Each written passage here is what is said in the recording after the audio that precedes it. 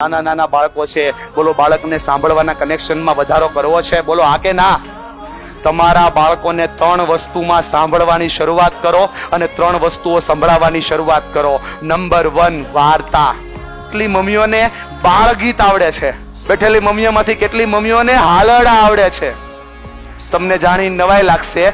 તમારા બાળક માટે ટોનિક નું કામ કરશે, તમારા બાળક માટે મેડિસિન નું કામ કરશે આ 3 વસ્તુ: હાલરડા, વાર્તા અને બાળ ગીતો. આ તમારા બાળકને રોજ સંભળાવવાનું ચાલુ કરો અને પછી એની પાસેથી સાંભળવાનું ચાલુ કરો. અત્યારે તમારો દીકરો તમને હાલરડા સંભળાવે છે, રિટર્નમાં તમને વાર્તાઓ સંભળાવે છે.